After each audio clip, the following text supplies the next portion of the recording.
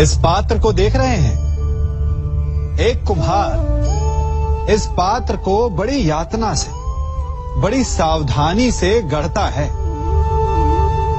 वो इसे अग्नि में तपाता है और इस योग्य बनाता है कि भीषण ताप में ये प्यासों की प्यास बुझा सके। और इस घट का आरंभ जल से होता है।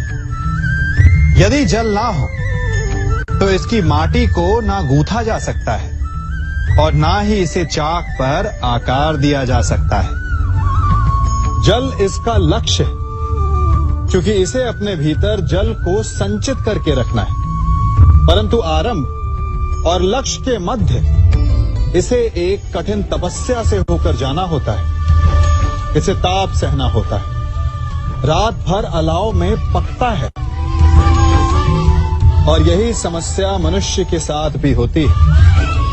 यदि उसे अपने जीवन में लक्ष्य पाना है तो उसे दुखों का, कठिनाइयों का और बाधाओं का ताप सहना होगा। क्योंकि बिना जला हुआ घट, बिना तपा हुआ घड़ा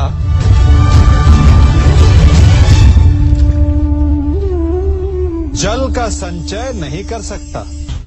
हम सबके जीवन में एक समस्या अवश्य आती है कि किसके समक्ष झुका जाए और किसके समक्ष ना झुका जाए।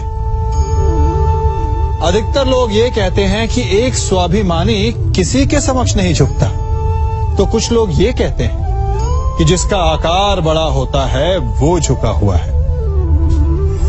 विभिन्न मत हैं इस विषय में, परंतु सत्य क्या है? क्या आपने कभी इस सत्य को जानने का प्रयास किया?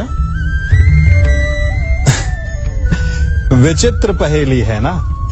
वास्तविकता में ये सब परिस्थिति जन्य है।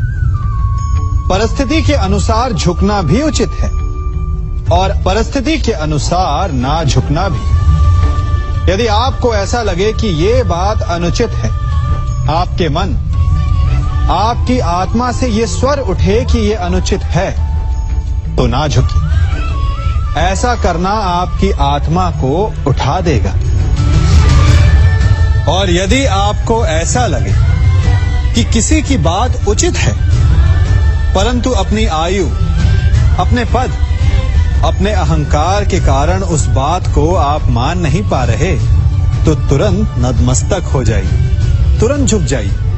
क्योंकि ऐसा करने से आपके अहंकार का आकार कम हो जाएगा और आपके व्यक्तित्व का कद और बढ़ जाएगा। आपने अपने जीवन में कभी तलवार खरीदी है? क्या देखकर तलवार खरीदते हैं? उसकी मयान देखकर या उसकी धार देखकर?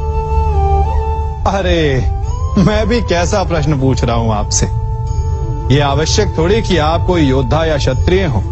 ये भी हो सकता है कि आप कोई व्यापारी, कोई छात्र या शिक्षक हो। तो चलिए मैं आपसे ये पूछता हूं कि आप नए वस्त्र कैसे खरीदते हैं? क्या उसका रंग रूप देखकर खरीदते हैं या उसकी गुणवत्ता देखकर? गुणवत्ता देखकर, है ना? ठीक उसी प्रकार जब आप किसी मनुष्य से मिलें तो उसके रंग रूप पर मत जाइए, उसका आचरण समझने की चेष्टा कीजिए, उसकी मेधा, उसकी प्रतिभा का मूल्यांकन करने का प्रयास कीजिए।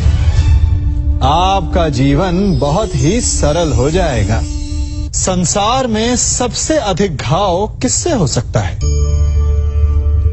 इंद्र के वज्र से या विष्णु के चक्र से या भीम की गदा से या फिर गांडीव के बाण से?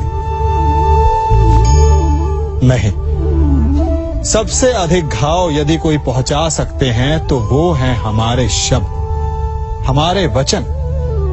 यदि शब्द बाण है, अस्त्र है, तो हमारी जीवा उनका संधान करने का यंत्र है।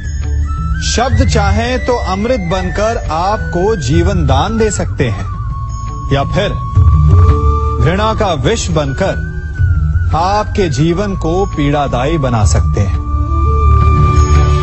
ये शब्द ही हैं जिनके घाव का किसी भी वैद्य के पास कोई उपचार नहीं। इसलिए जो वस्तु जितनी घातक होती है वही वस्तु उतनी ही अमूल्य भी होती है, और वचन सबसे अमूल्य होते हैं। इसलिए मीठी बोली बोलने का प्रयास कीजिए।